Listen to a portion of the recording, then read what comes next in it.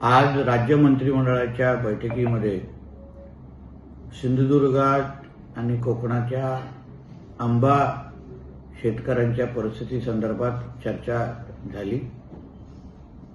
त्या एकंदरीत आंब्याची ह्या सीझनची परिस्थिती मोहर असेल आणि एकंदरीत आंबा गळून पडल्यामुळे आज सीझन असताना पण आंबा शेतकऱ्यांची अतिशय जे दयनीय परिस्थिती आहे याची संपूर्ण माहिती मी आदरणीय मुख्यमंत्री, उपमुख्यमंत्री आणि पूर्ण मंत्रिमंडळाच्या समोर मांडली आणि ते ऐकल्यानंतर आदरणीय मुख्यमंत्र्यांनी संबंधित कृषी खात्याचे मंत्रालयाचे जे सचिव आहेत त्यांना ह्याबद्दल सखोल अभ्यास करायला सांगितला, माहिती गोळा करण्यासाठी सांगितली।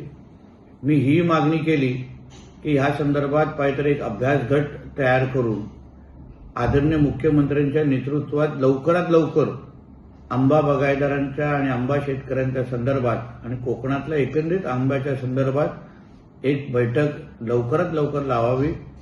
त्यानुसार आदरणीय मुख्यमंत्री साहेबांनी पहिली माहिती गोळा करून त्या बाबतीमध्ये लवकरात लवकर निर्णय घेण्याच्या दृष्टिकोनातून निर्देश दिलेले आहेत। राज्य सरकार म्हणून आंबा शेतकऱ्यांच्या मागे आम्ही खंबीर पद्धतीने उभे आहोत आणि लवकरात लवकर मदत देण्याच्या दृष्टिकोनातून आमचं काम सुरू झालेलं आहे। धन्यवाद।